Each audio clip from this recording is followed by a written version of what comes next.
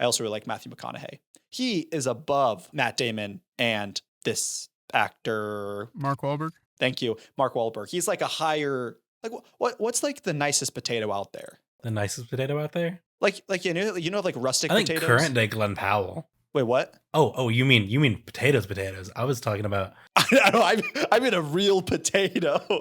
Whichever potato is in my mouth. Yippee-ki-yay, motherfucker. Frankly, my dear, I don't give a damn. All right, Mr. DeMille, I'm ready for my close-up. Dodge this. Hello, everyone, and welcome to the Holy Moment podcast, where we watch films with you, and we discuss the moments that work, the moments that don't, and the moments that reflect the truth in unexpected ways. This week, you are graced with the three wonderful hosts of the Holy Moment. Myself, Christopher Vega, who is a DP editor currently working in Southwest Georgia. My co-hosts, Nathaniel. I am so jealous. You have such like a deep, beautiful, resonating voice, Vega, and I feel like I'm gonna come in and be like, hi guys, it's me, Nathaniel. Yeah, I'm Nathaniel. I'm the co-host today. I'm a writer, director, editor in the film industry, and I'm excited to talk about this movie. And I'm interested what you guys thought. This is one of the first movies I really didn't have I knew nothing about going in, so I'm interested to hear what you guys think about it. And my other co-host, Jeffrey. Yeah, I'm Jeffrey. I'm an actor and audiobook narrator. I'm also excited for everyone's thoughts. I have thoughts. Yeah, I mean, I don't think this is a terrible film per se. It didn't really blow me out of the water. I look forward to explaining why. You see what I'm working with, guys, here? Vega with his beautiful voice, Jeffrey, a voice actor. I was set up to fail. Hardly. You see me in real life, I'm not talking with this much, I don't think, control. Anywho. Listen, guys, before we begin, I have to share something with the audience that is so exciting, at least to me. Maybe no one else will care, but watch, listen to this. Hear that? No. It's because I got a chair that doesn't squeak. I had one that squeaked last week. He was like the creakiest motherfucker. But now I don't have to be so careful when I'm like speaking into the mic. I don't have to be super still. I can be animated and excited about things. And yeah, you hear that, Times Magazine? Yeah, send over an interviewer. Put us, front of Times Magazine. We're ready to go into the big leagues now. Now that Jeffrey doesn't have a squeaking chair, it was what was really holding us back as a podcast. We were actually getting ready to do an intervention for Jeffrey where we were like, if he doesn't get a better chair, I think we're going to have to kick him off the podcast. No, it was a worthwhile investment. Easily the most expensive thing I've bought. $4 at Goodwill. Did you actually go to Goodwill for a chair? I went to Goodwill and I saw these chairs. Well, there was two of them for $4, and I tried to bargain for, barter for one of them for $2. He's like, listen, man, I'm the only one at this desk here. We have the tools, but they're in the back, and I can't leave my position, my post. Please buy the two chairs for $4. And I'm like, okay, man, if you insist, I will, I guess. Oh, man. You got swindled. A heathenous level of upcharging there. Jeffrey, you better never buy a new car. Those $2 straight to that man's pocket, lying in his wallet. I took out a loan for those chairs, and I will never recover. This has ruined me financially for the next 10 years. Well, this past week, we watched a film called Father Stu. The reason that we watched it wasn't quite as much this is just such a deep movie that I want to show my co-hosts, or want us all to watch together and think and nod, as much as there's this cool thing this podcast has called categories. And this film's category was made by a criminal, which essentially just means in some way or form, someone who was above the line was in some way or form a criminal, indicted, or maybe they went to prison, maybe they didn't. In this case, we had good old, if you'll phrase it like that, Mark Wahlberg, who his crime may have involved someone in the 1980s, which we won't go too far into, at least in this part. But if you want to learn more about that, Google is currently a free thing that you can go and find that out on your own. But it was produced by a few people, one of the two being Mark Wahlberg, who is also the star cast member in this film. And just out the gate, what are your all's initial thoughts on seeing Mark Wahlberg play a boxer turned priest? My initial thoughts were I had no idea that this man was Catholic until I started seeing all of the ads for his app. Like, what is it, Meditate? Or I don't know if it's his app, but like the one he kind of is a sponsor. Yeah, it's Hello, and he does ads for it. Yeah. Hollow? Yeah. Hallao. No, Hallow. Okay, that ad is what first brought to my attention that he is a Catholic, which doesn't answer your question at all. But it was interesting because I actually really like Mark Wahlberg. He's one of those like quintessential basic white men in film. Like I feel like you have Mark Wahlberg, you have every other white man that I'm forgetting that ever existed. Chris Evans, obviously, Chris Hemsworth. Who is who's the other one that's a lot like Mark Wahlberg? That's white. Shoot. Quintessential white man in film? Yeah. Who are like the quintessential white I think man? there's other ones, but I don't know if I have. There's so few. I think that There's it so would be very few white easy men in to- film. Hey, there's Yeah, new there's people not. here. There's But yeah, he fits that like basic. I do kind of like action comedy movies, and I'm white. But this is a compliment. I really like Mark Wahlberg, so I went into this film kind of blind. Didn't really know much about it. Knew that Mark Wahlberg is a Catholic through his ads on YouTube. Knew it was kind of out of a priest. If you guys listened to the end of the last episode or episode of Gladiator, you know that I thought it was a comedy. This movie's not a comedy. It's not all that funny for the most part. So I was pretty blindsided by how much of a biopic it is, how much of a person's life we're following, and how much they're trying to stay true to the story, maybe even at the cost of a well-structured story. So I would kind of say like that's my overall take. Like I went in blind. I didn't know anything about the boxing. I didn't even really know the log line. I really just knew it's Mark Wahlberg turned his life around, became a Catholic priest. Honestly, didn't even know it was based on a true story. Yeah, I mean, I haven't seen Mark Wahlberg in much, but I do think he is a good actor, and he's definitely not at least his performance is not one of the issues that I have with this film. I think that I have similar complaints about the structure, though, in that I think it was a bit all over the place at times, and it dragged more than it needed to.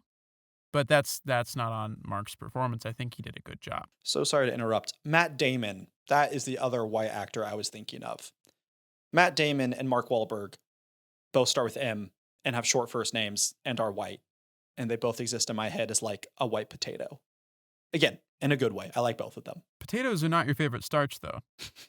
This is That factual. belongs to rice. Yeah, go watch the first episode. You'll find out how much I like rice. Yeah, I went on a rice whole- is by far my favorite starch. A whole rant, a whole tirade. Yeah, I made sure all my college friends know my favorite starch. I made it very apparent.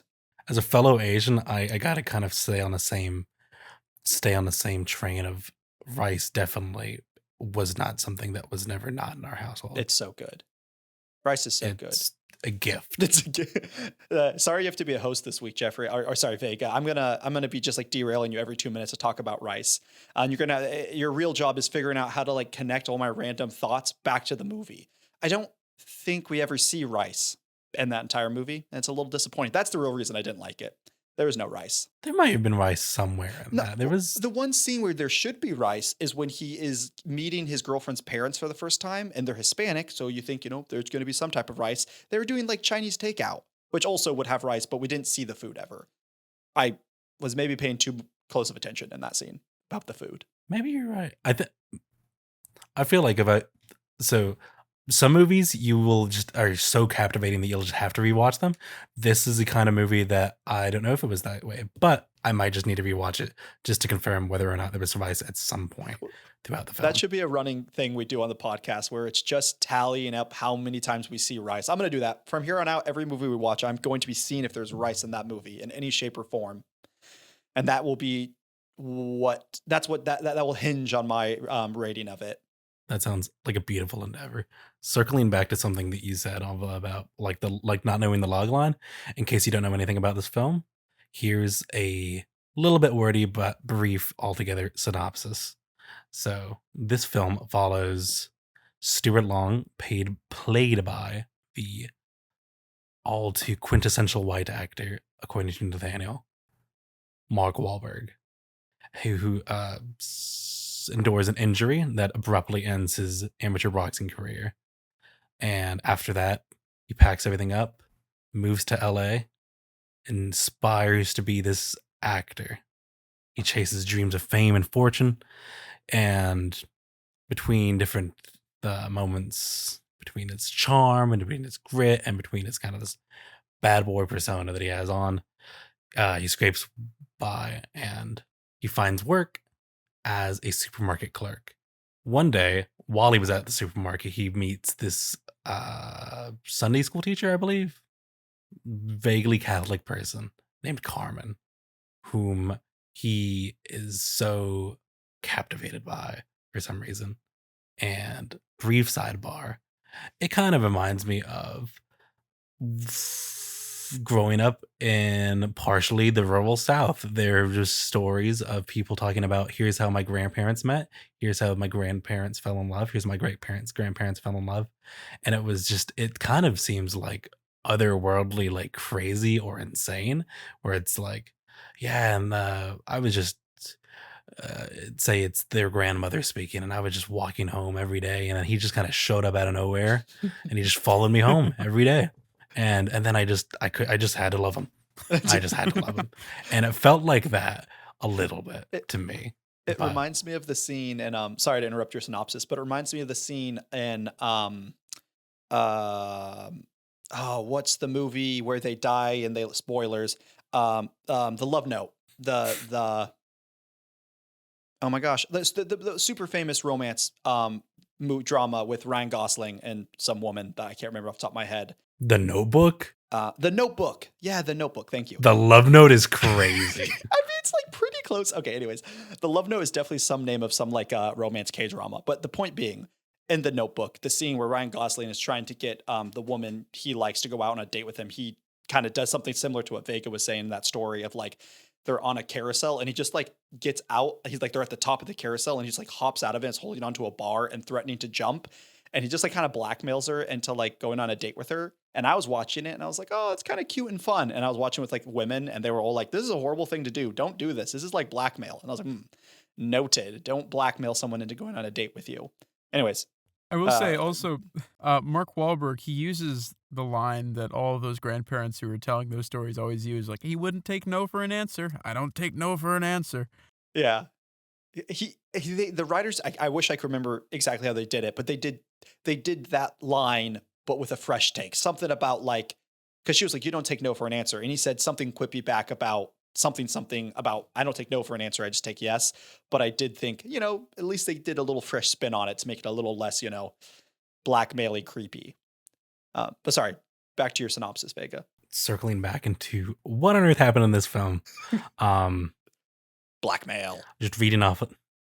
Not quite that, but in Stuart's attempt, or Stu in this film, attempt to win her heart, he, about being agnostic at the time, or I believe the film portrays him as agnostic / atheist at the time, begins to go to mass and hoping that him continually going to mass where she is and kind of like showing this interest and like sort of being a part of her world will pay off in some sort of form in getting to know her, relationally speaking. And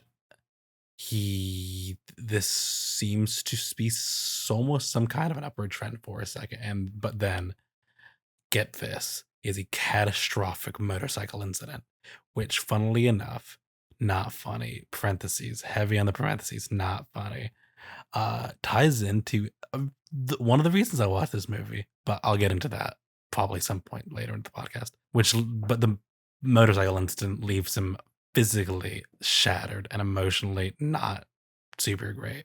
But then he has to face certain realities or truths about life, or the ones that he holds that are true about life, that sort of pivot and change different things that he may have been holding to be true in regards to his faith. And in the time of his recovery, he discovers this calling, which in everyone he knows finding out about it, they did not necessarily receive it too warmly or with open arms. And the film explores half of most of that as the first half, and then or the first portion of it, and then the remainder of it is him finding his way and finding his calling, finding what he is and what he believes is quote unquote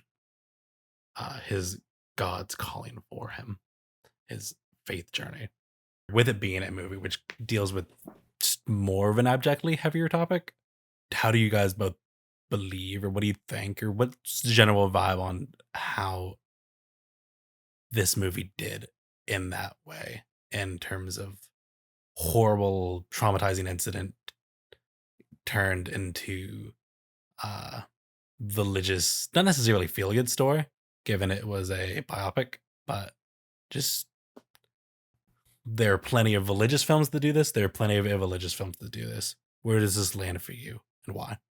Well, I like that it doesn't really come out of nowhere. It's not like, oh, he's just a complete atheist and God hater, and then all of a sudden he gets in a car crash and he has a come to Jesus moment.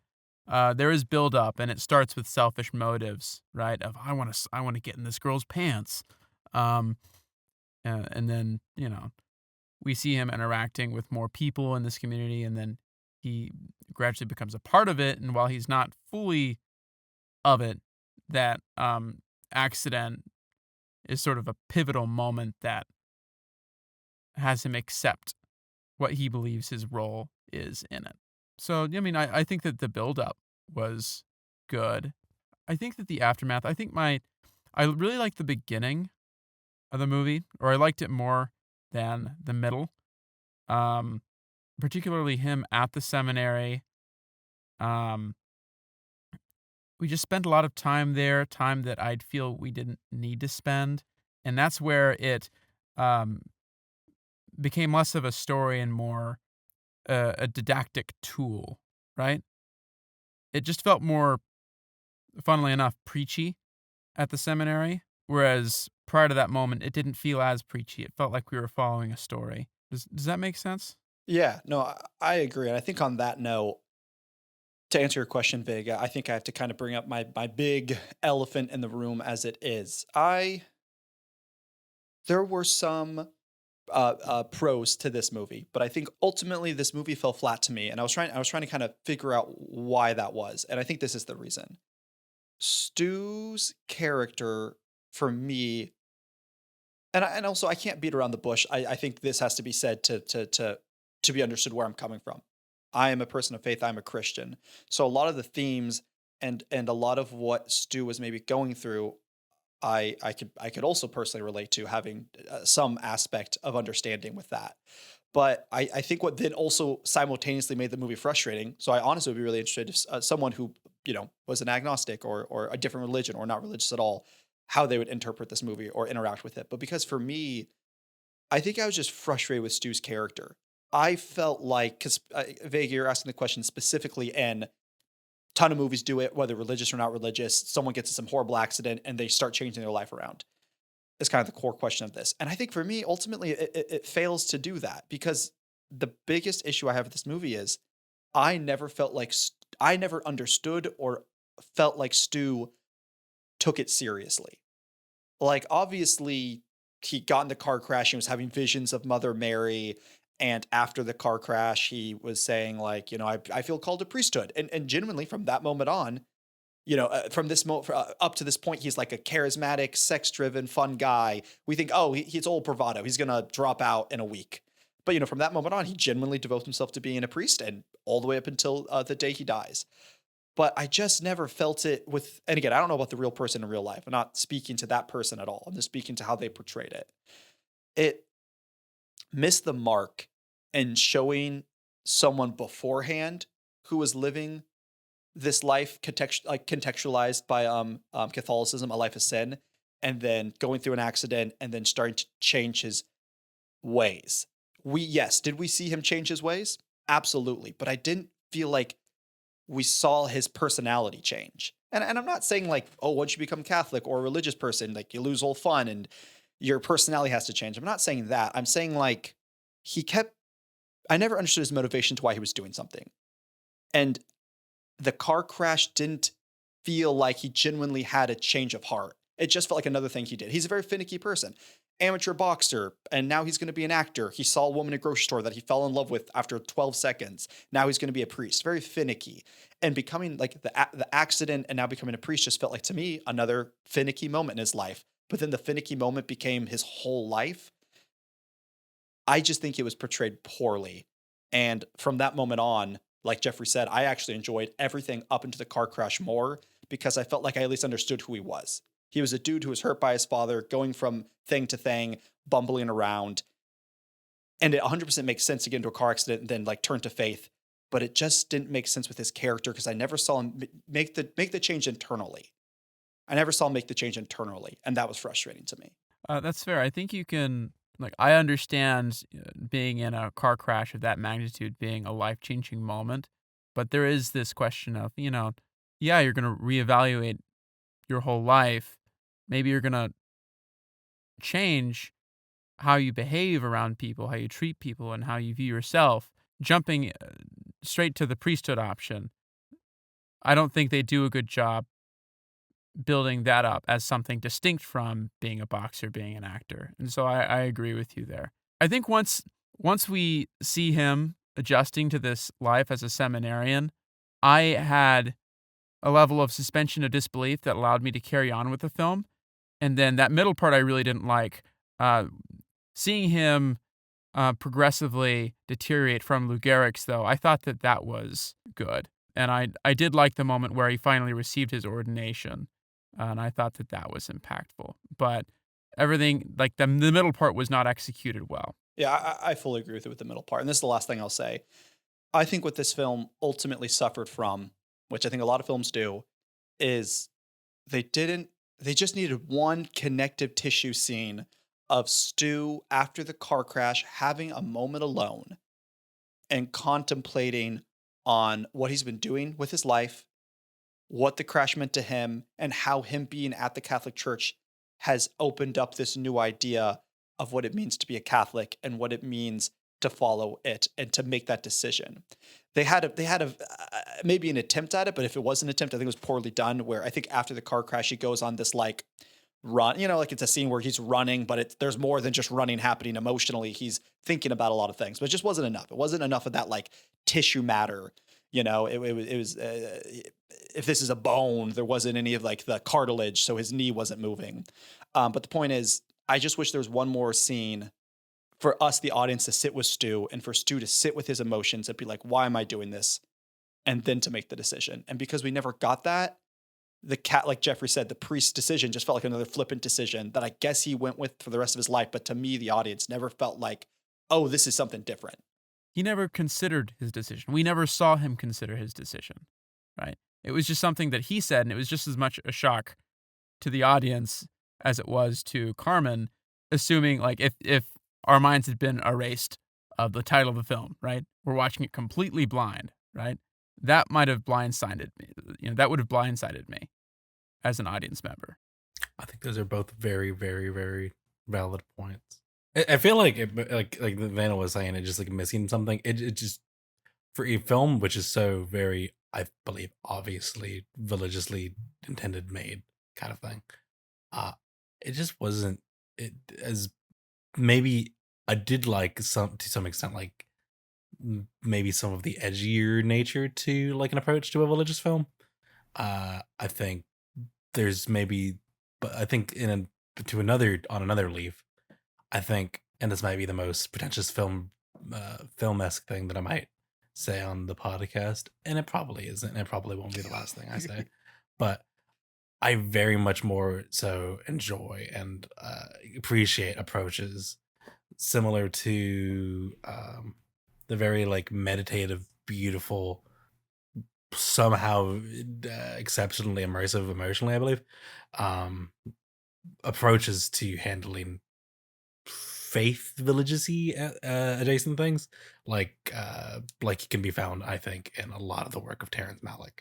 Like, I don't think this was like a little like 5% meditative, and it felt like just a bit more serious.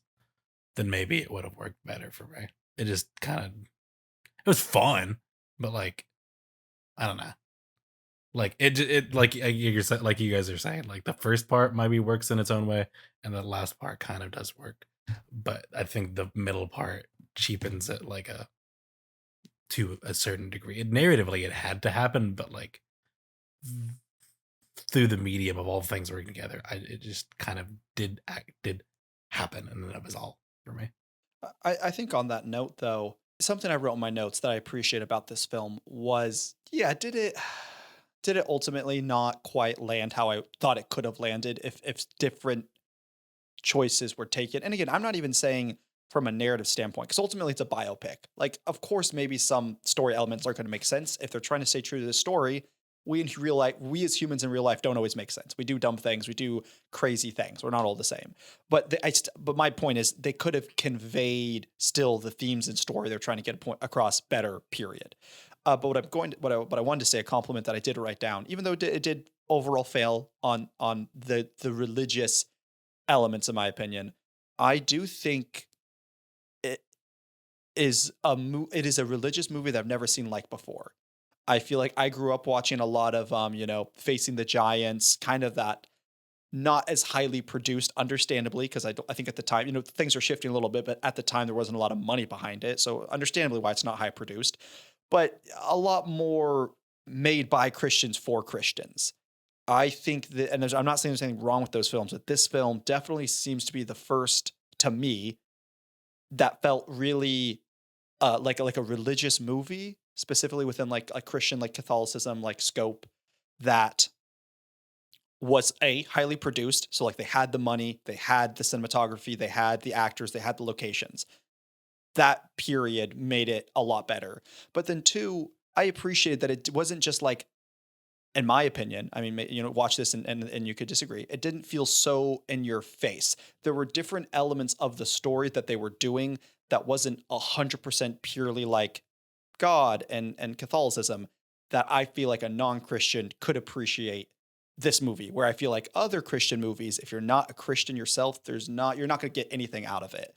So again, even though it did fail in a lot of regards, I actually do appreciate that. Like Vega said, like the edgierness of it, some of the more hard topics that they didn't feel like they then just like shoved a religious answer down your throat for, to me, worked to some degree.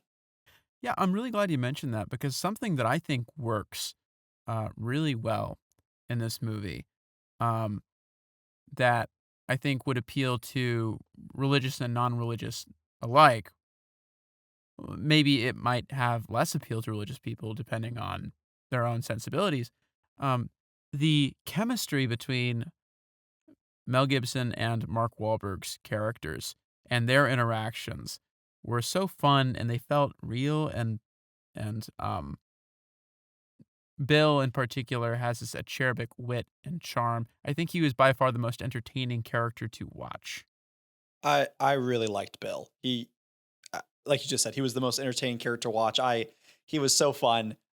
Maybe and exactly what you're saying, like Jeff. Like I feel like you wouldn't, in some of these more films made by Christians for Christians, you wouldn't have seen a character like Bill. But they would have done a character like Bill, and then they would have stripped everything that made Bill's character Bill, which is an authentic, real representation of probably like the real life Bill, away to like kind of preserve maybe the lens of a Christian like worldview, which I think is kind of a shame, because even if you do believe in that lens, we ultimately live in the world with people like Bill, and we got to learn how to interact with them. And so I appreciate the authenticness of this movie, even if it was from a Catholic perspective. The fact that they're still going to have cussing, they're still going to allude to sexual things. They're not going to like strip away these taboo things within the church. These things exist. So I appreciate they left that in and made it more authentic. I think it also helps too that, again, regardless of the controversies of the specific individuals, Mel Gibson and Mark Wahlberg are good actors. I think that Mel Gibson. I haven't seen a lot of Mel Gibson stuff. I'll be honest with you, but judging from this performance, he is like a great actor. Yeah, I mean, it's like he was the kind of character that I'd say to myself, "That bastard," but I'm grinning while I do it. You know, Yeah. like that Mm, rat yeah. bastard, that awful human being. What? How he said that thing? Why are they letting him say this thing? You know? I not like a big tangent, but have you guys read or listened to Matthew McConaughey's biography, Green Lights? No, you recommended it though. I really need to. Yeah, it's good. The only reason I bring it up is because Big ol' thumbs down. well, thumbs down, Vega. Boo. Oh, no, I just haven't watched it. I haven't listened to Oh, it or okay. audiobooked it. Nothing. I thought you were saying it's bad. No, it's really entertaining. All I'm going to say is Matthew McConaughey's like rural, I think like Texan or I don't know, somewhere out in the middle of nowhere, like upbringing really reminded me of Stu's kind of upbringing with this broken family, and the dad and mom are kind of crazy. So just when I was watching it, I was pulling from Matthew McConaughey's biography. And if you haven't listened to or read it, audience, you should go. It's a lot of fun. I also really like Matthew McConaughey.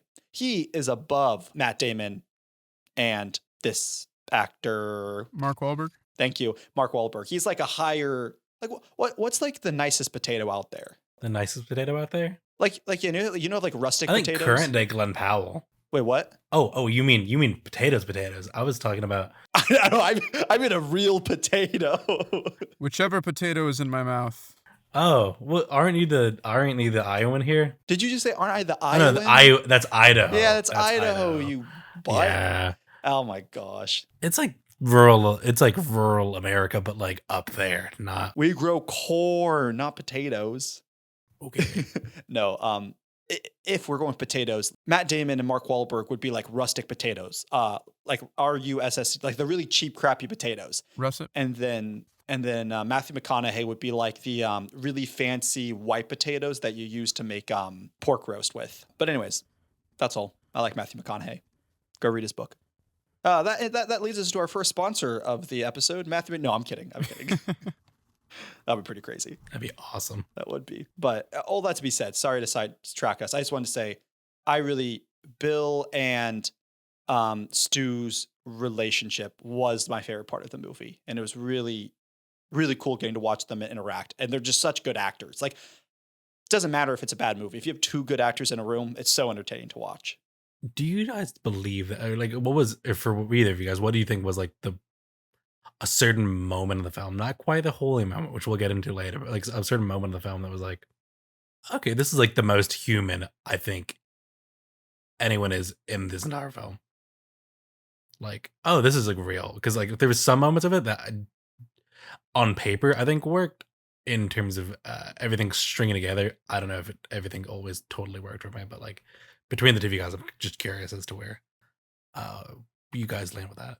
But before one of us answers, I just want to say, audience, that's the most Vega question that could be asked, and I really appreciate it. The most real human like moment in the movie. Yeah, that's a good question. I'll go with I have two that just jump out to me. That just boom.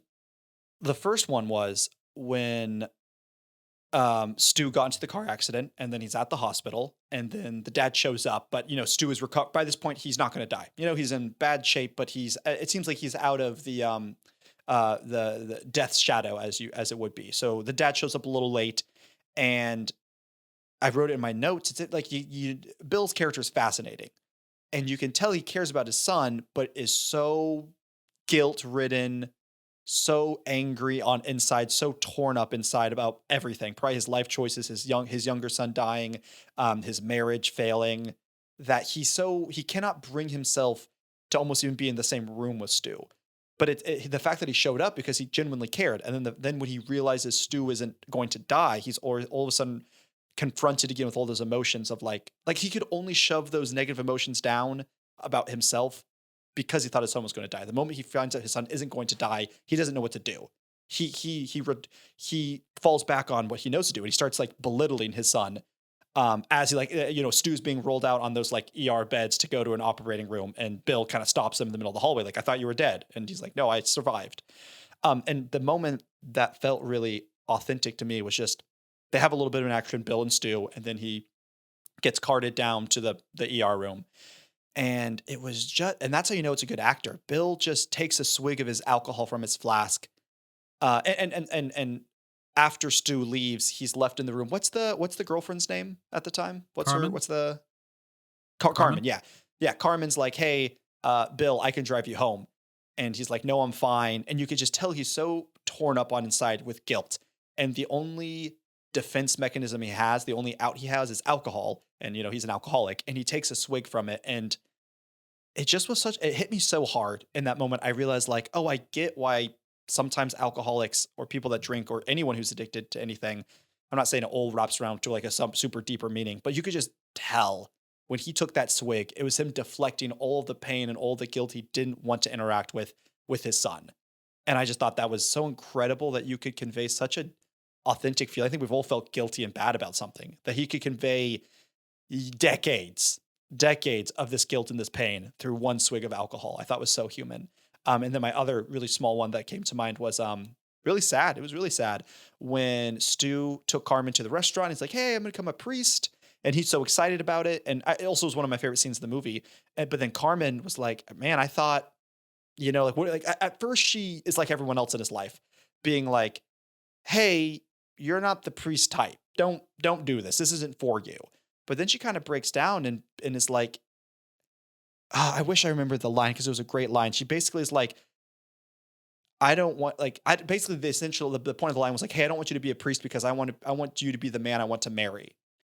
And then she kind of breaks down crying, saying like, what was it? I embarrassed myself. I disgraced myself in front of God for you, and then runs away crying. Basically, she's saying like, I thought we were going to get married. I had sex before marriage, which is something I religiously am not okay with, but I did that. And now you're saying you won't marry me. I think that was such a hard scene to watch. And that felt really real. Like you could feel Carmen was convicted with her words of like, I wanted to marry you. And when she said, I disgraced myself in front of God, that's a pretty hardcore line to say, regardless if you're a Christian, not a Christian, or a religious person. Yeah. And that really hit.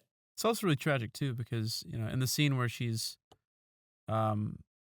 starts like kissing him, he's like, you don't have to do this. And she's like, no, I've thought about it. And so she's been thinking about it, struggling with it. And in her mind, it's like, I feel convicted against this, but I think this is what he wants, right? And this man's going to be my husband. And so I feel there's this added layer of, oh, you didn't actually want that after all. And I just did that for nothing. Which I think is fascinating about kind of it's just interesting, the idea of what I liked about it is when she said, I disgraced myself in front of God, you could tell that she was using the idea of like, hey, I'm going to get married to this person. So sinning in her respect, in her religious context, me sinning by having sex before marriage is okay. And I think all of a sudden when he rejected her, she kind of had to have that wake up call of like, oh, I've been living in sin and I've disgraced myself. So I think I think maybe in that moment, Jeff, like you were saying in the bedroom, she's like, oh, it's fine. I like, we can convince ourselves of our moral ambiguity lines that we're willing to cross. Like, oh, this is okay. And it's not until like you kind of have a wake up call, like maybe you crash your car or the person you want to marry says, I don't want to marry you. You kind of get slapped in the face of like, oh, I'm living morally incorrectly with the way I want to morally live. And so I thought there were some good layers to that because it wasn't as simple as like, well, I had sex with you and now you have to marry me. I think she was being woken up to her own kind of living in sin and crossing that moral line. And I think she realized like, oh, even if I married you, this was still wrong for her contextually being a Catholic. But yeah, what was yours, Jeffrey? Whew, really human moment. I think when Stu is praying in the chapel, crying, I don't know, it felt very raw and familiar as well, right? As someone, I mean, I also am a Christian, and I've had moments where I've cried to God, and my cry prayers are bordering on incoherent, or I'm just repeating the same things over and over again, right? In earnest, but like in pain and in anger. And so that was very human. It was very relatable for me personally. Man, it's such a shame because I think I'm finding as we watch more movies and review more movies, if I can't understand a character's motivation, I don't have to agree with them. They could be doing horrible things. I just have to know why they're doing it. I have such a hard time finding things authentic or even good. Because Jeffrey, to that point, I thought that was a great acted scene. I think Mark Wahlberg really did what he needed to do. And I was almost there with you, Jeffrey. That probably would have been the scene I would have said for this question if it wasn't for the fact that I just didn't know where Stu was at that point. You know, he was crying out. He's angry. I mean, obviously he's angry. He just got diagnosed with a disease that's going to end up taking his life. Obviously angry, and he's crying out, "You're testing me. You're testing." It just was interesting watching him almost like cry out and then come to the conclusion like, okay, you're testing me. I'm going to suffer through this. But it just didn't quite line up with his character for me. So that scene felt a little inauthentic because I was a little bit lost with who Stu was and what he was doing. Hence why maybe the most authentic scenes in the movie were not his character. It was Carmen and Bill, two characters I very much understood where they're coming from. But what about you, host? I know you asked most of the questions, but what was the scene that was most authentic for you? I think I have a little bit of a different answer for this one. I mean, it's similar in a sense to it was one of the responses to him saying, "I'm gonna be a priest," and all that. But I think one of the but I think on paper, maybe as a screenplay, this works significantly better. But in action, there was only so many moments, like pieces here and pieces here and pieces here, that I think I don't know if it's the fault of the directors or the director or if it's a fault of what, but it just there's a lot of points where it just did not really land in terms of like, oh, this is like a really authentic human thing. Like this is something that somebody IRL would do. I mean, I know it's a biopic, but like it just in terms of this is how it's conveyed in the film. But one particular moment was the mother, Kathleen Long's reaction to being told, "Hey, mom, I'm gonna be a priest," and then the back and forth and the about like you like, for Halloween, right, kind of thing. Like that just felt very not like ordinary, like basic, ordinary, normal, but just ordinary. It makes sense. Yeah, like this is not you. Like how you're saying how Nathaniel earlier has been saying. Like I didn't really understand like uh some of the why of what he was doing kind of thing or the motivation. Is that correct still? That kind of thing Mm-hmm. ish. Yeah. Like that, but it's just like a if you're in a story and you're Kathleen Long, like she doesn't get it. Like what do you mean you're gonna be a priest? Like that like if that snippet, that moment, that like little I don't even know if it's long enough. That scene's long enough to be even considered silhouette, but like just that moment kind of felt very like very authentic, very a mom or that kind of family vibe situation. That feels exactly how someone would respond to being told that information in the context of Stu's identity. I have two thoughts on that. The first real quick one is it's kind of funny because that scene is a reverse scene that you see so often in film where you have a very, very Southern religious mother and the son comes out or the daughter, whoever, maybe comes out as part of like the LGBTQ community or they come out as not a Christian or something like that. And it's just interesting kind of flipping that script and just seeing it from the other side. I didn't even think about it when I watched it, but when you're just saying that, it is kind of the idea of like just a ignorant mom not even really knowing their child, unfortunately. And then the second thought was in your answer, Vega, and in your question, I realized something that I really appreciate about films and about how we're kind of interacting with them. Yes, sometimes if you have a really great actor and crew and director and yada yada yada, the most authentic moments will be. This is gonna be. Just bear with me. The most authentic moments in movies will sometimes be the moments that the director meant to be authentic, which sometimes makes it a little less authentic. I feel like we all know in the movies. I'm going to use the decision the scene Jeffrey mentioned. This is not belittling Jeffrey for the choice you made. It's just a good way to highlight it. That scene, I would say that scene with Mark Wahlberg, Stu at the crawling to the bench to weep about his diagnosis. I think that is probably in the writers and directors' mind, like, oh, this is going to be the most authentic moment that humans will connect to this human suffering. So this idea that like authentic human moment, often writers and directors will know like, oh yeah, this scene right here, this piece of dialogue. I mean, I write. I love writing. I'm so guilty. I'm not guilty. There's nothing wrong with that. There's nothing wrong with writing a scene and being like, this is the shit. This is the thing that's going to make the audience connect and be authentic. But it's just interesting that my picks and Vega's picks were so unconsequential to what you would think is authentic. Which, okay, this is going to sound a little arrogant and maybe douchey, but that is maybe what makes it authentic. It's those small things of a mom being like, what do you, for Halloween? Or it's a drunk dad taking a swig out of a flask, not even a verbal thing, that resonates so much with the human kind of us as humans, because maybe us as humans do a really good job sniffing out bull crap.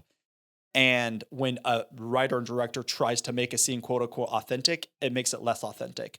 So it's just interesting with that question, Vega, and then your answer being like, oh, sometimes the most authentic things in the movies aren't the climax, aren't the big scene where someone gets on their knees and cries or someone bursts out with a big emotional thing of love. And, but sometimes they can be. And again, if it is, then I think it's good on the writer or director because they really did something impressive. But I'm happy that humans will be like, oh, the most authentic thing was when that dude ate his popsicle and was like, that was the best thing I've eaten in 2 weeks. Because I don't know, that happens a lot more often in my life than maybe me falling to the altar and crying out to God, which maybe that is just a shame on me. Yeah, I think too, I kind of shot myself in the foot by not really choosing, because I was holding out for like potential holy moments, right? So I picked maybe the second best thing. I think that scene just called to mind memories in myself that I reacted to, that I resonated with, rather than it being powerful within the context of the film, right?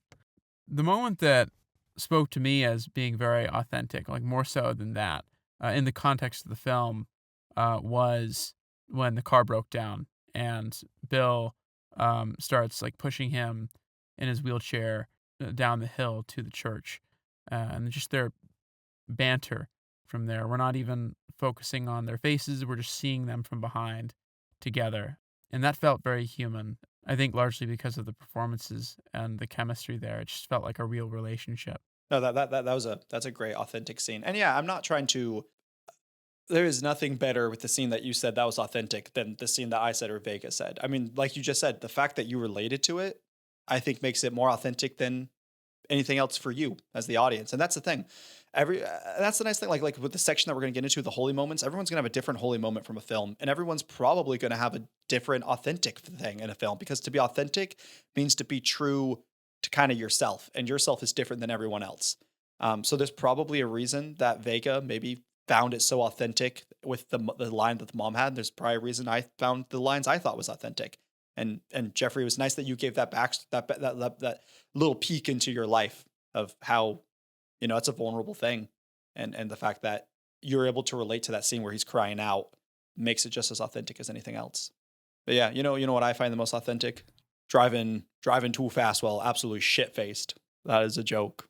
Don't do that, kids. See, I don't know why he's pulling back on that's a joke.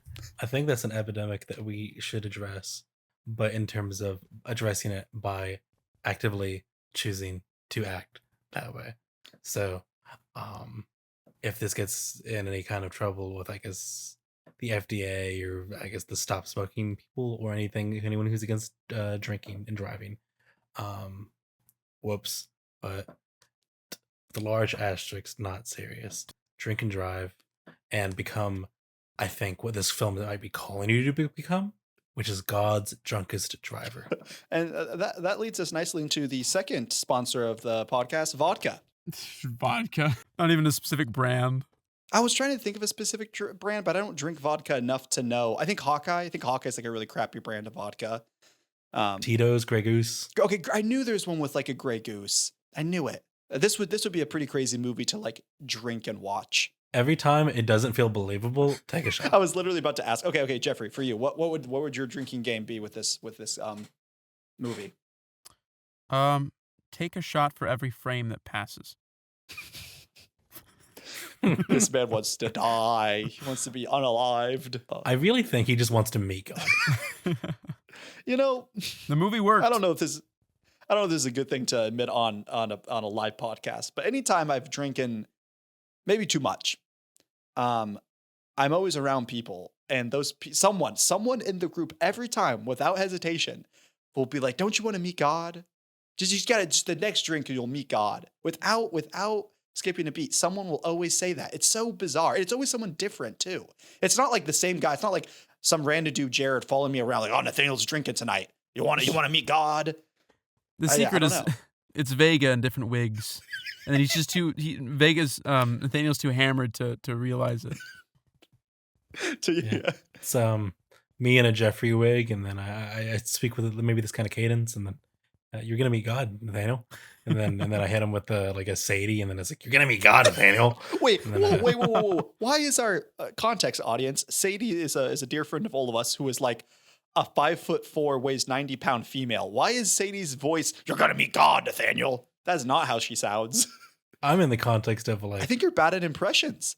see, one time in college, this college that we all went together, I walked into an improv thing to help my friend out and to just hang out with him.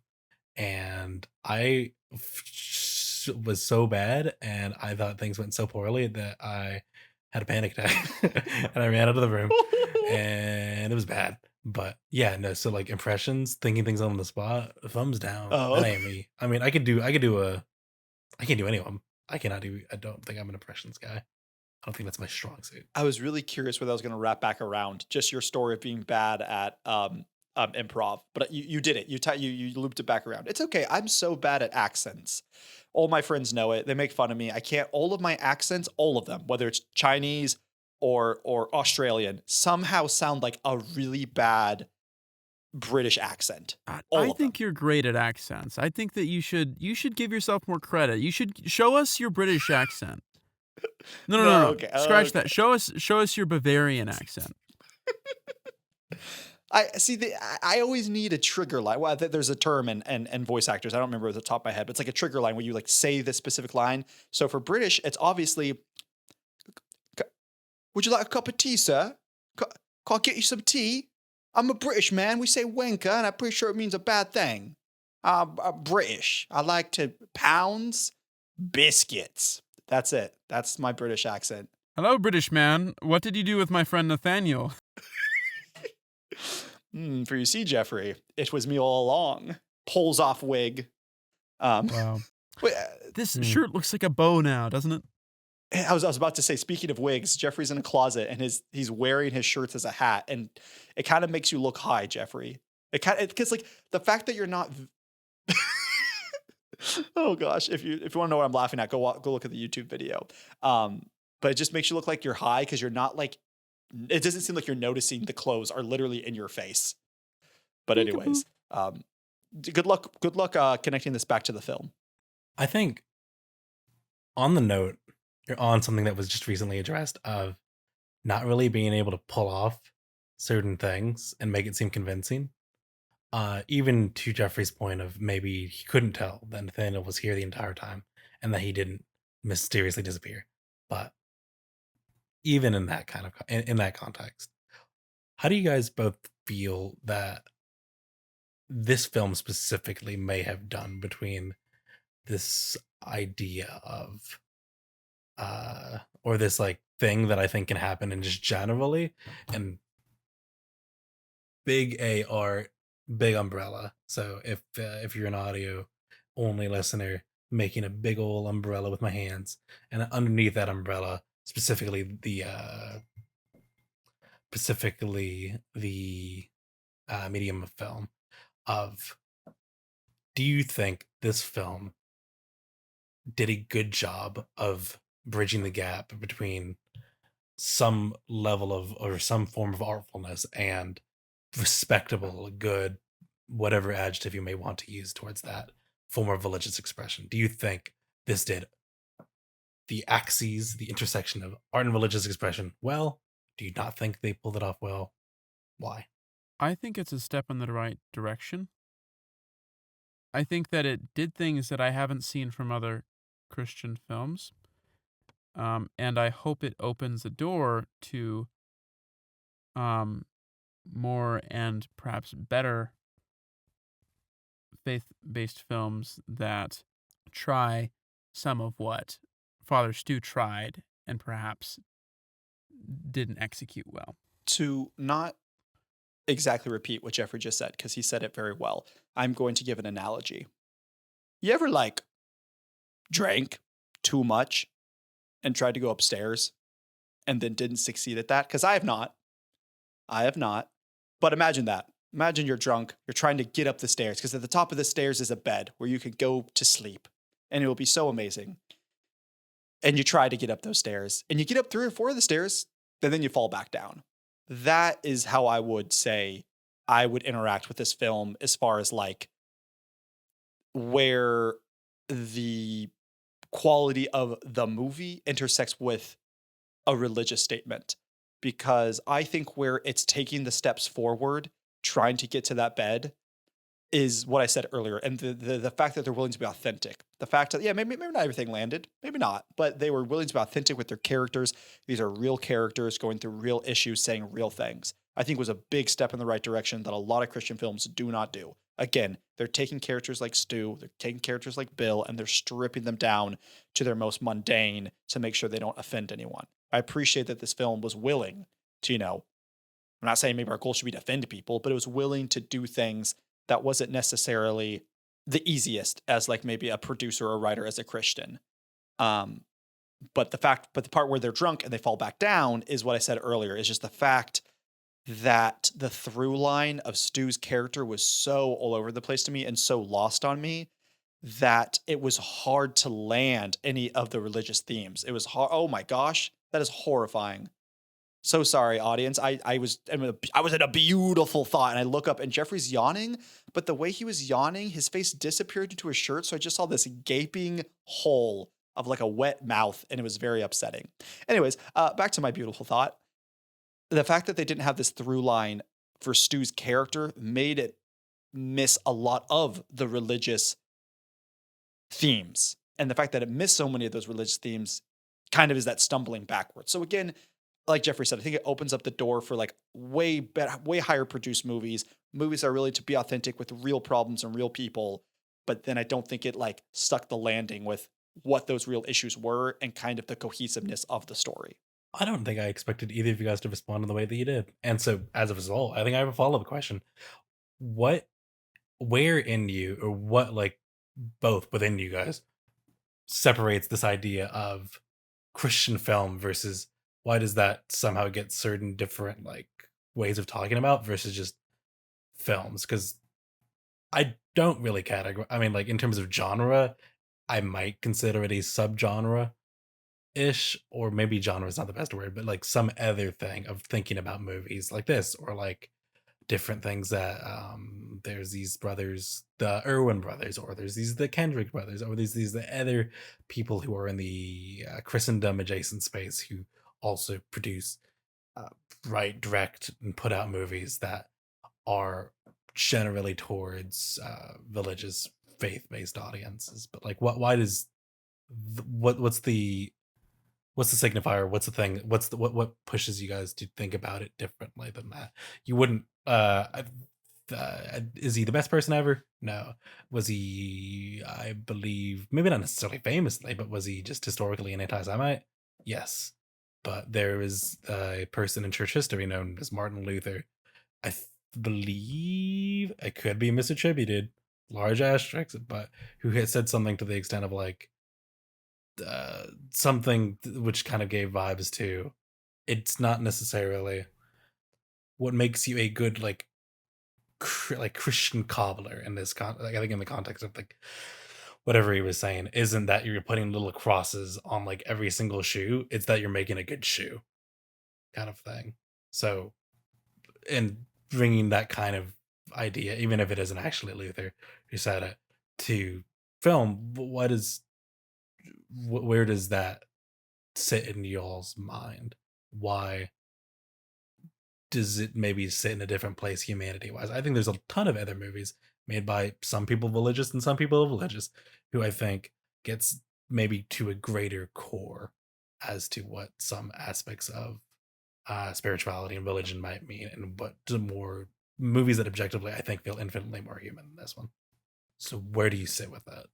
My perspective as a filmmaker and storyteller is, I mean, I definitely prefer making stories that aren't explicitly religious, but having them be informed by my values and my worldview.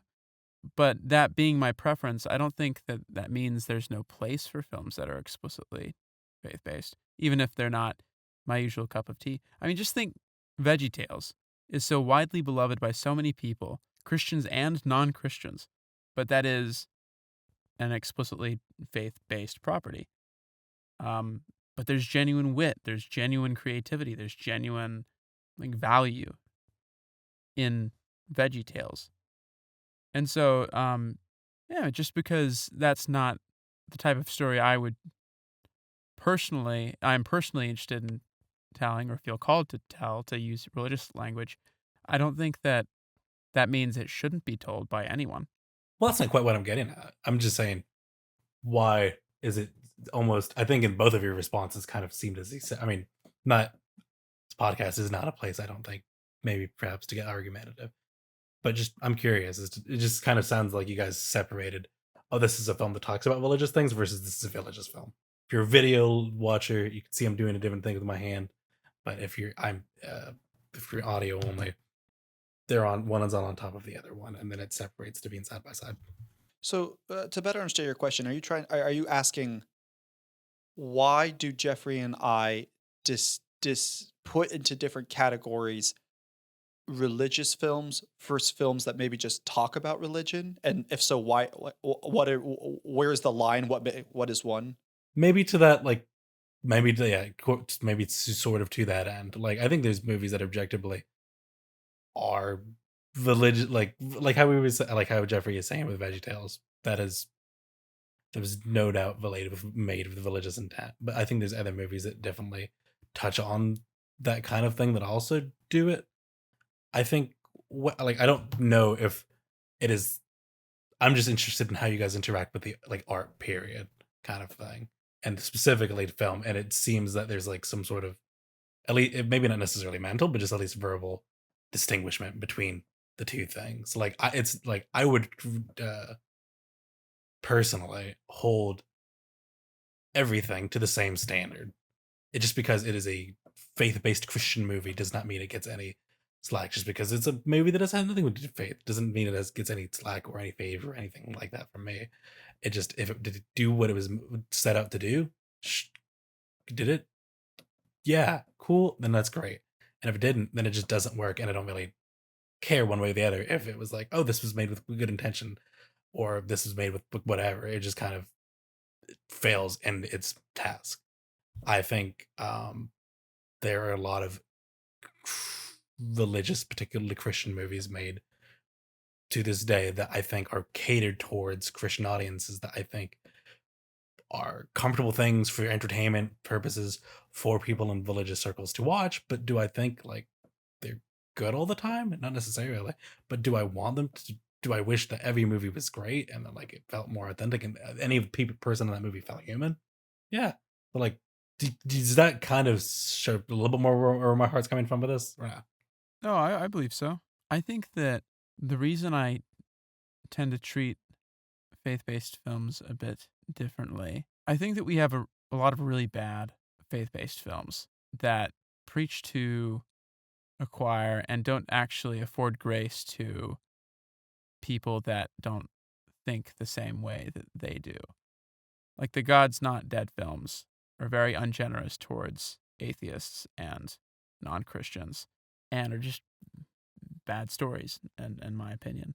As far as Father Stu goes, being a faith based film, why I am giving it praise for doing what other faith based films haven't done, why I'm giving it grace, is because I feel like a lot of Christian filmmakers or people who aspire to be Christian filmmakers or storytellers don't know how to go about doing that, especially younger ones, right? They don't know if they're allowed to do certain things in their stories. And so when I see a movie that tries to do something that perhaps other Christian storytellers are afraid to do and opening doors for them, I feel like it makes it easier for Christian filmmakers to get themselves to the level that perhaps other films that aren't made with a religious intent, like, get them on their same level. Does that make sense? That tracks. I think for me, the best way I can go about thinking about it is what I appreciate the example you gave Vega with the Martin Luther and like, hey, if you're making a shoe and you put a cross on every single piece of the shoe, you're not maybe making a good shoe. Maybe you were too hyper focused on certain aspects and you didn't focus on the whole. Man, it's a hard one. I mean, it's a great question that I will have to gnaw on off screen a little bit because I don't have a great answer. So I think what I'm going to say is I do not believe I give extra grace to Christian films, which is not exactly what your question was. Your question was just why do you seem to separate Christian films from non-Christian films slash the Christian message from the story, it like the film story.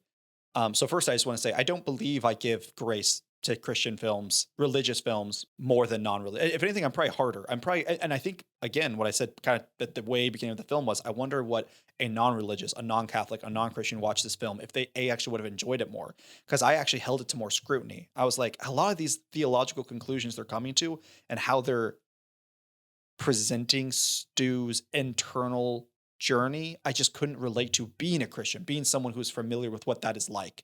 It lost me. So first, I do actually believe I hold Christian films, specifically Christian films, to a higher standard than non-Christian films because in all honesty, being a Christian is just it is the undercurrent for everything you do in life. So if you see a film that is labeling itself, we are Christian, we are Catholic, we are this type of like denominational religion, you are going to I'm going to interact with it with a higher expectation of, okay, you're trying to tell a story with the undercurrent of everything I believe in. So I'm going to hold you to a higher standard. And so I think there is that amount that I hold it, maybe not on a higher level, but I do kind of take it out of the pool of all art and then put it somewhere else, because it is something that I can say, hey, these people that are making this film, they are similar to me in this aspect with how their religion is kind of this undercurrent for everything they do.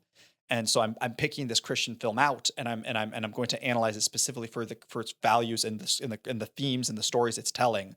And I might scrutinize it more than a normal film because I actually think that filmmaker is putting on display their faith and their theology and what they believe. And so I think it's not my job, but I'm going to interact with it that way. Just how I interact with a storyteller. If a storyteller is made a movie and it is about someone coming over depression, it's about someone coming over something really traumatic, I'm going to try and interact with it in that way. I'm going to try and interact with the story through that lens. But specifically Christian films is I live a daily life with the lens of being a Christian. So I am going to interact with that story, I think, a little differently than I am going to of other, even other stories that's relatable. Even I don't know if there's a story out there that's like about some Asian that's fat and wants to lose weight. Yeah, that's relatable to me. But I'm just not going to interact with it quite the same as I would a Christian film because of the foundation of my belief system.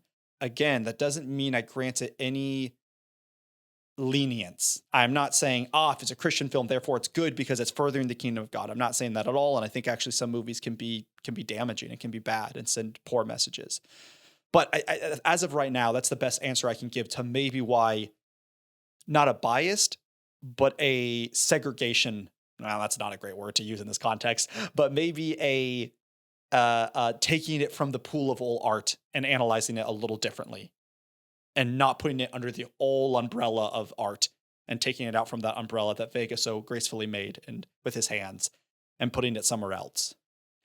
Does that at all tackle what you're asking? Yeah, I think that definitely does for both of you guys, and I'm very grateful that you guys indulged me in my asking of, what do you mean? What it was? Let me know a little bit more about that kind of thing, because I was coming for that. I was coming from it from more of a seeing just a lot of films, and I guess getting to some idea of this holy moment, this like human thing, this authentic thing, and I believe art expression period, but specifically in the act of filmmaking, that if there's films that can do the human part well, then I think it kind of just, there's a certain thing that's just already just out the gate working, and then whatever else is might, like, things that might be relating to it kind of working, like, it just, I don't know. I'm not entirely sure if that thought would be the most articulate ever. But sidebar, I think I'm thinking with more films in mind, like Terrence Malick's work or other filmmakers who may have some sort of internal religious beliefs and are able to put out in the work that they do but it doesn't necessarily have to identify itself or brand itself or think of itself as this is almost a testimony. This is a form of evangelism versus this is me as a filmmaker, me as a artist putting out work that communicates humanity well, and it does have a message to it, or it does have an aspect to it, like specifically Scorsese and his work in Silence. I think that knocks so many other quote unquote religious works completely out of the water. Agreed. I was thinking of Scorsese. And regarding Terrence Malick, are you referring to the movie A Hidden Life? Maybe I am, maybe I'm not. I have not seen that movie. I really want to. In fact, I would love to watch it on the podcast at some point. It's another biopic, as I understand it, with deeply spiritual themes. But again, it's Terrence Malick and not whoever it was that directed this movie. Have you seen The Silence, Nathaniel? No, I'm not aware of this movie at all. I've got to say, I read the book before people even knew that a movie was coming out. And am I bragging? Yes, I am. Maybe a little. Here, let me stroke your ego. Good job, Jeffrey. Good job. There we go. If you're in this room, I would give you a treat. My ego feels very stroked. Very good. I don't ever want to stroke your ego again. Oh, come on, please. Just a little more. I'm uncomfortable. Well, on the note of uncomfortable things, and by that I mean this in no way relates to the next thing I'm going to say. In all that we've talked about in terms of authenticity and humanity and things of that sort, what do you guys think? What do you guys believe? Where do you guys land as to what this film's holy moment kind of might be to you? And I'll just leave the floor open to either of you guys who may want to elaborate, to the viewers at home or in their car or at work listening with their AirPods in or whatever that might be, as to what this idea of the holy moment is, or at least where we're trying to get at. Ooh, I want to do it. I've been the host the last 2 times, so I only get asked the question of, guys, tell us what the holy moment is. I haven't got to say what my opinion of it is actually is. So the reason our podcast is called The Holy Moment, the reason this section is called The Holy Moment, is after film criticism Andre Bazin, who did not create the term, but he kind of made it famous. And in his opinion, film was the closest. He was a Catholic. He was so he believed in God, and he believed that once film was created, it was the closest way that we could depict God's creation. And in his mind, God's creation was holy. And so therefore, us being able to film the actual world, we could literally capture a holy moment. And so Andre Bazin believed a holy moment reflected real life. Wide shots, not a lot of cutting back and forth, deep depth of field. When we talk about the holy moment, we are not saying specifically Andre Bazin's definition. We are just kind of taking the heart of what Andre Bazin is saying. We're taking the heart of that, like, not religiously a holy moment, but we are saying every movie has a holy moment. Every movie has, I don't know if this sounds sacrilegious, but if you are the director of a movie, you're kind of the creator. You are the god of the movie, to put this in kind of terms. And therefore, it is holy to you. And we, as critics ourselves, want to find, we don't want to be, there are times to be negative. We've been negative in this podcast, but we want to take off our kind of like mean criticism hats and put it aside and say, hey, what's something holy this filmmaker was doing? What is a moment they captured that was holy? And again, that holy isn't a one for one what Andre Bazin was, and it's not a one for one of a religious aspect of holy. It is what was the part of the movie that really got through to us and shone underneath everything else. So that to us is what the holy moment is. And I guess I'll just kick it off since I'm already here. To be honest, I really didn't know how this conversation was going to go. I really had like two things to say. I didn't think there was going to be a whole lot of meat and potatoes to chew on. But Vega, those were great questions. And Jeffrey, you great responses. I felt like we really got into it. So I'm going to keep this brief because honestly, my holy moment, I feel like the conversations we had were so much better than this moment I'm about to say. But to me, this was the movie at its finest. And that simply is the relationship of Stu and Bill. A great, great relationship. It was not a good relationship, but it was so beautifully shown. At the end of the day, I've said it many times. I'll say it one more time. I wish this movie was a little more coherent about the motives of Stu. And at the end of the day, the most coherent, obvious thing of his character was his issues with his father. And so whenever they had conflict, it was by far the most engaging and most interesting part. And when they got through that conflict and they actually ended up leaning on each other and becoming support systems for each other, literally, physically, and spiritually. Physically for Stu, his Bill physically helped him when he got his disease, and then spiritually, Stu helping Bill kind of get over his past, his anger, his trauma, and moving on. I thought was really beautiful and really well done. My only issue is I wish that really was the epicenter of the movie. And I say it was the epicenter of the movie, but they just like skid around it all the way kind of up until the end. And I wish that really was the main thing for the whole movie instead of, and I get it's a biopic. We got to cover a lot of time, but we just jump back and forth between so much stuff that just to me didn't matter. So that was my holy moment. Well, my holy moment, it's going to be anticlimactic because it's basically the same thing. Believe it or not. Yeah, it's just the chemistry and the relationship between them was so believable. And I think their performances lent so much authenticity to each of the characters, specifically in the context wherein they were together and being father and son. And yeah, I loved how it was so antagonistic to begin with, both of them at least outwardly hating each other's guts. But then as time goes on, they're both able to realize, well, no, there's a great deal of love I have for this person. It's just I am so hurt that I have such a hard time communicating that. And I also know that I have hurt them. And that is something I feel so guilty for. So I don't know. It's just a beautiful, beautiful thing. Well, thank you both for your answers. Well, technically, I still also have to give my answer as to what my holy moment was. I think. What if I just didn't? Blue balls the audience.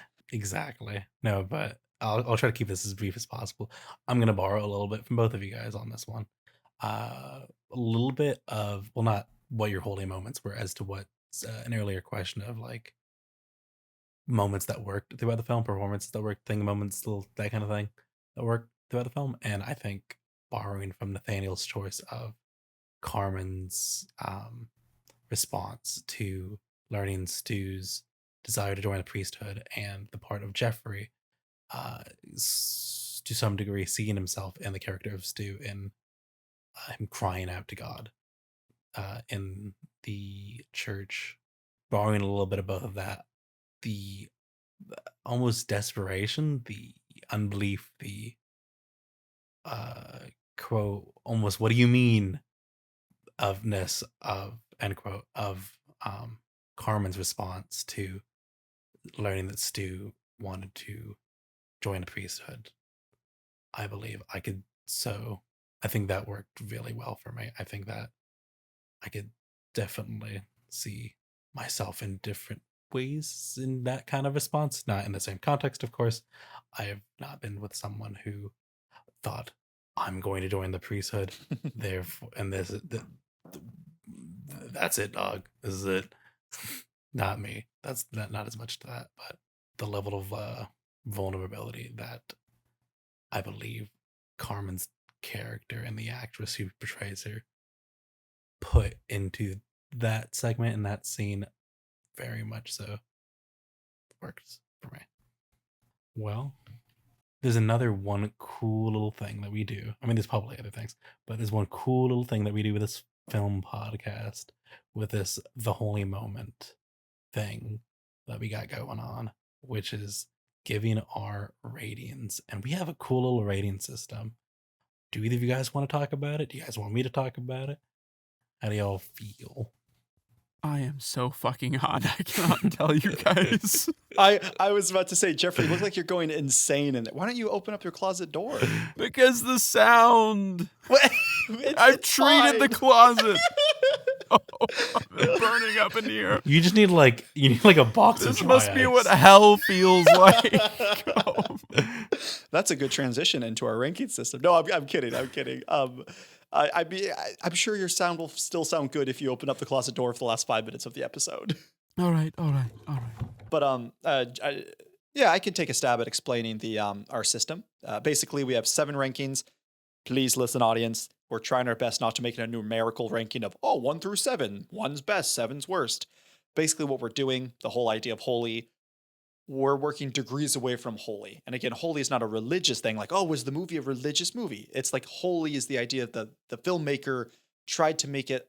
I don't even want to use the word authentic, because not every movie needs to be authentic, but they tried to make it the best movie they could for the story it was. Sometimes that story calls for something really authentic. Sometimes that story calls for something really fun. And that's totally fine. But did the filmmaker strive for holiness in their filmmaking? And again, not holiness in the context of religious idea, but holiness in the idea of, did they do the best they could in every way in the filmmaking process? So really quick, I'll just rattle them off really quick. Best to worst, not numerical. We have The Holy Moment. They did it. The director made a movie that's holy. Number 2, Creato Adamus. It is almost holy, so close. Number 3, The Drunken Monk. It's on the right path to holiness, but it kind of drank and wandered off. Number 4, The Prudish Grandma. It's doing everything technically correct, but kind of boring underneath, kind of hollow. Number 5, The Forbidden Fruit. We love to hate it. Number 6, Fire and Brimstone. Feel like that paints its own picture. 7, Anathema. Accursed. So those are our 7 rankings. All right. Thank you so much for that wonderful, wonderful description of our cool, fun, diddly liddly ranking system. So I need you to say diddly liddly again. diddly liddly ranking system. Okay, thank you. Out of curiosity, where do you guys think you would land in rating this movie and giving it something within our ranking? You know, it's a really interesting thing because this movie does not get out of me the kinds of feelings that I would associate with Fire and Brimstone, right? But Forbidden Fruit also, I don't know, connotation-wise, I guess it's on the lower end of Forbidden Fruit for me. But that implies there's something enticing about it. Yeah, it's drunk driving. I mean, there are things to commend itself to it, but it's not like alluring to me in an irresistible way. It's more like, okay, yeah, I mean that's fine. It's a bad thing with things to commend itself. Okay. That's the nice thing about this ranking system is I think we all interpret holiness a little differently in the context of film. And Jeffrey, the issue is I have the exact same issue. We kind of have contextualized these labels like the forbidden fruit, the drunken monk. And so I just don't, I Fire and Brimstone seems so harsh. It makes it sound like the filmmaker didn't care and did a horrible job with the story. I don't want to go that aggressive, but I'm having the same issue with Jeffrey. The forbidden fruit is the idea of like, I love to hate this, or there's something alluring about it. And that wasn't, wow. I literally just had the same 45-second internal but external dialogue as Jeffrey did. Cause I just was about to say, you know what? It actually kind of did. There was something kind of forbidden, alluring about this movie. There was something kind of nice. This idea that you want to like this cussing sex man who drinks, who's a boxer who turns priest. It's just a fun idea regardless if you're religious or not. There's something alluring about that idea. So I'm going to say this. The forbidden fruit can work in the context of that was a hot garbage can of a movie and I loved it. But I think I'm going to just contextualize and say, I'm going to give it the forbidden fruit to say the premise was alluring. But then once you take a bite of the apple, nothing good was in it. Nothing good was in that apple. Okay, that's harsh. Very little was good in that apple. So I'm gonna agree with you, Jeffrey. I'm gonna give it the forbidden fruit as well. Yeah, maybe it's like, oh, there's something alluring about the apple. When you see it, you take a bite. Was it worth it? Yeah. Yeah. Was it worth in condemning all of humanity to sin and suffering? I don't know. It's a pretty good apple. Okay. I know Jeffrey needs to go to bed. Last tangent. Jeffrey, if you had to condemn all of humankind to sin and suffering, what fruit would it be for? Pomegranates aesthetically would be really cool. You hear that, folks? Jeffrey's going to send us all to hell, not for taste, crazy. for aesthetics. But no, I'm weighing my options here, okay? Although, I mean, it is very likely. Pomegranates do taste good, too. They do. But maybe, okay, cherries, but it's not even like natural cherries. It's a jar of maraschino cherries. Yeah, that tracks. Okay, sorry, Vega. What's your holy moment? Or no, not holy moment. What's your rank? I think my ranking is probably also forbidden fruit, but I'm not in a cool, fun, indie way of like, well, maybe not indie. I don't think she's technically considered indie. Maybe she is. Maybe I don't know anything about music. Not in a cool, neat, like Apple Charlie XCX way. Not in a very brat way. Maybe my co-hosts have no idea what I'm talking about. That's very plausible and plausible. But I tracked none of it. No, I mean, I think that we're going to attract a very vibrant and youthful Gen Z audience with the slang that you just used. I think it's just Jeffrey's mom who's listening to us. So we're Jeffrey's mom. For Jeffrey. No, but it happened. It was something, and it's over. I'll probably watch it again for the rice. That's about it. I think I would share different sentiments that you guys share, but I don't know if I could say it any better than you guys did. We're gonna create a whole another hour and 40-minute podcast to rewatch this movie to discuss the scenes if there is or isn't rice in it. That'll be our 100th episode anniversary. So stick around, folks. Be rewarded. That's what we do here at the Holy Moment podcast. We reward our audience for what a good connection. The whole theme of the movie. There's something to be found in long-term suffering. So guys, stick around with us for the long-term suffering of our podcast, and maybe you'll be rewarded at some point. Maybe you won't. Maybe we hate you. Hopefully you will. But I'll tell y'all something though. We're about to do something that we do every podcast, and that is we're gonna draw a movie from a hat. Draw, Jeffrey, draw. All right, I'll draw. Everyone do a drum roll while I walk out of my closet to get the hat. Drum. I have lost the hat. Drumming. Something you guys should know about Jeffrey is he's very prone to losing things. So we will forgive him this time. Next time, if he loses the hat, there will be corporal punishment.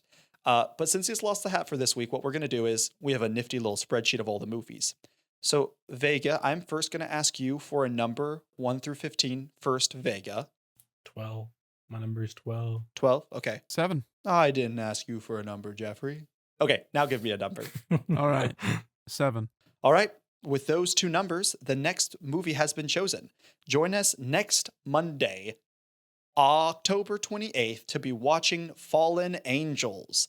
This is the movie I chose for Dope Movie Posters. You can find it on Max. And yeah, so join us next week, Monday, and we'll be reviewing the movie Fallen Angels. I will be your host once again. Let's see how long we can go not picking a movie Jeffrey did. And then just like, we're going to do 5 movies in a row Jeffrey has to host. Well, Vega, why don't you take us on out of here? Well, so grateful that anyone who has listened to us this week listened to us. I really hope when you're watching the movies with us, we really would enjoy if you did that. And if you kind of nod on it with us. And if you interacted in whichever way that you may find suit for that. But here's where you could find us. You found us some way, or else you wouldn't be hearing the next thing I'm about to say. But if you want to listen to this as an audio podcast, you could find us on Spotify. You can find us on Apple Podcasts. You can find us on Amazon Music. For the full video podcast, you could find us currently on YouTube and also on Facebook.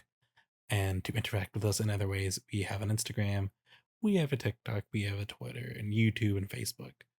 And if you'd like to interact with us, if you'd like to say anything that you loved, hated, might be feel medium about, let us know by any of those avenues or maybe somehow else.